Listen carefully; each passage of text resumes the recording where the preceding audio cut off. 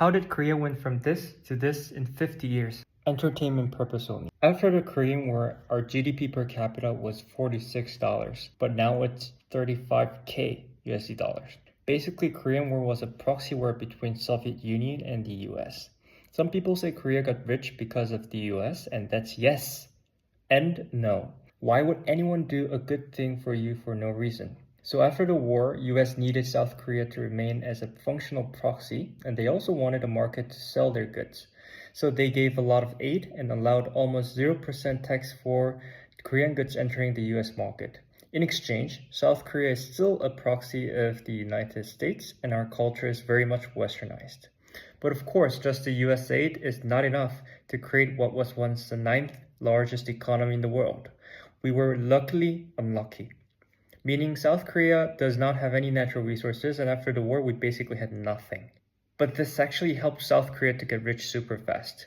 How? Let's talk about South America first. When South Korea was fucked after the Korean War, South America was the rising economy.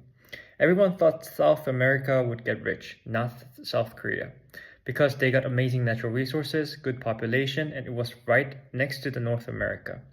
However, because they got natural resources, what happened was they exported the natural resources first to make some money, while they imported high-value industrial services like machines from the developed countries at the same time.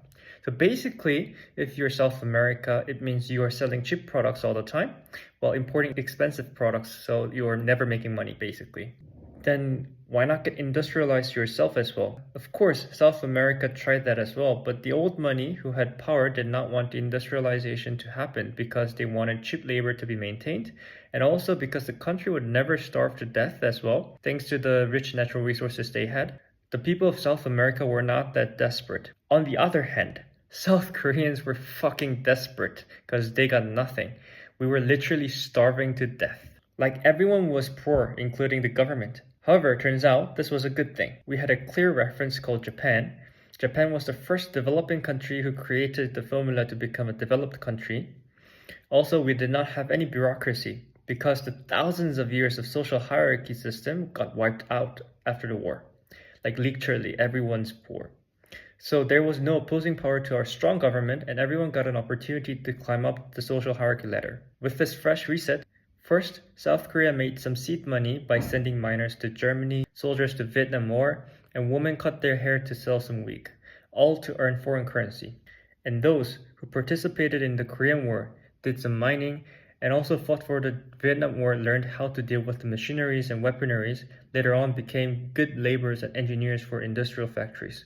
Then, South Korea copied the Japanese 재벌 system. So basically, if you're a developing country, you got limited resources, right? So it's really important to use the limited resources effectively. The good thing is that you know what you should do, as you just have to copy what the developed countries did. That way, the risk of failure significantly gets reduced. For that, 재벌 system is super effective. South Korean government basically picked a few companies and gave a lot of support to them. Those companies tried ass off to make higher value industrialized goods and services. Of course, the quality was relatively poor compared to developed countries, so they sold at loss. For example, if it cost $100 to create a product, they sold at $70. Then the government put a super high tariff on import goods to protect the domestic market. Then the companies could make profits selling their products at like $150 to the citizens. The government also gave a lot of tax benefits to the companies. You basically iterate this until the companies make good quality products. And while iterating, economy grows, people get more educated, more seed money, more R&D, better infrastructure, more talents studying abroad and coming back, more skilled talents, and etc. All the good things happen, and that's how today's Samsung and Hyundai are born, and South Korea got so rich. We had a strong leadership, we got America's aid, clear incentive system for the people to work and study harder, and it was in the middle of the second industrial revolution, which is manufacturing revolution, where we could leverage our cheap labor. So the most important thing about developing to developed countries is the efficient use of limited resources. Every case had a strong leadership, like a dictatorship. Had a unified language, of course, because communication matters when it comes to efficiency, and either copy-pasting references of protectionism and industrial revolution, or leveraging geopolitics like Singapore and Hong Kong. These are the patterns that I found from countries that went from developing to developed countries or something like that. And I want to talk a little bit more about South Korea. I'll talk about two things. I'll talk about why Korean startups are failing and why Korean soft power like K-pop, K-drama is not necessarily a good thing. First, Korean startups. There are 4 steps of making a great company based on the book 0 to 1 by Peter Thiel. First, you need the proprietary technology. Second, you need scale of economics. Third, you need networking effect. And lastly, you need branding. Startups, from my definition, is not just about money, but should be the leading innovative tech companies in the world. The problem with Korean startups is that every startup is basically a copy and paste of American startup or American companies. And it makes sense because to make something innovative that has never existed in the world, you have to go through a lot of trials and errors. However, the problem is that Korea does not have the stamina as a country to afford the trials and errors. Still, failure is too expensive for my country. Silicon Valley investors are giving billions and billions to go through the trials and errors. We don't have the money. Of course, the innovation will happen in America, not in Korea. Well, let's see China.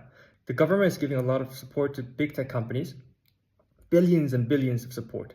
And we see that they are making meaningful competition against American companies. I guess that's very similar to Jaebol's system, what Korea has done before, and I guess it might be what we should be doing today as well. Startups in Korea make money from Koreans, while Jaebol's make money from the globe and make my country richer. Let's first make the country rich and strong enough to afford the trials and errors required for innovations. I mean, even the Silicon Valley was initially a government-led project where government put all the brightest scientists in the world to the universities in California and made them make war weapons.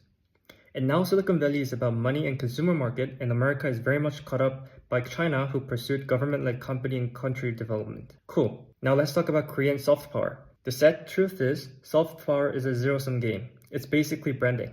And here's the story of how Korea's K-pop, K-drama, and everything suddenly went global. Science and technology are a positive-sum game. They create new markets, new resources, and more opportunities. South Korea became rich by focusing on the Industrial Revolution, not by focusing on entertainment or media. But soft power, that's completely different. Soft power is pure competition. It's a battle for attention. We all got 24 hours, right? If I watch Netflix, I cannot watch YouTube. If one wins, the other loses. So why is Korea winning in this zero-sum game? Because Seoul is insanely rich, particularly the middle class. Soft power is a byproduct of economic power, especially the middle class. Think about it. Who creates culture? Who spends money on culture? Not the super rich, not the very poor, the middle class. And Korea has one of the biggest, richest middle-class populations on the planet, especially concentrated in Seoul. But as Korea's economic growth started slowing down, something changed. Less positive-sum innovation.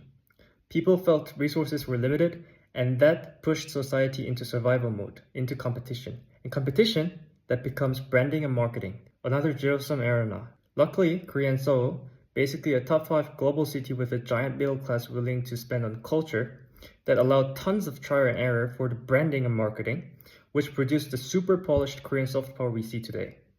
And this pattern has happened everywhere. The UK used to have the Beatles, the US had Michael Jackson, Japan had anime and video games, Korea now has BTS and K-drama. And look at Japan. 10 years ago, Japanese people said Korean fashion was lame, and now they love it because soft power follows economic power. Basically means the middle class 10 years back then, Japanese people were way richer, but today, middle class in Seoul is way richer than Japanese people middle class. So here's the twist. Korean soft power booming is not automatically a good sign. It also means our economy might be at its peak, shifting away from positive-sum innovation and into zero-sum branding battles. I mean, that's what it is. I want to say one last thing about what I believe. Power is a status game. It's a zero-sum game. If you're in power, you do not want any change, including the rapid progress of civilization, because you cannot control that. You just actually stopped funding the important scientific revolution after the Cold War. And of course, if you want control, your goal is to make a totalitarian world government. And the problem with that is, you're prioritizing zero-sum game while we could have done positive-sum game that allow everyone to prosper. We might have already become a multi-planetary species if those in power did not hinder the scientific revolutions. And this is why India matters. I found the core of the positive-sum game here. It's curiosity, the drive to understand yourself and the universe. Science is simply curiosity scaled up. It's a mechanism started from curiosity. India carries this root narrative more deeply than any other civilization. So I believe India has the responsibility to rise. It's not about can you do it or not.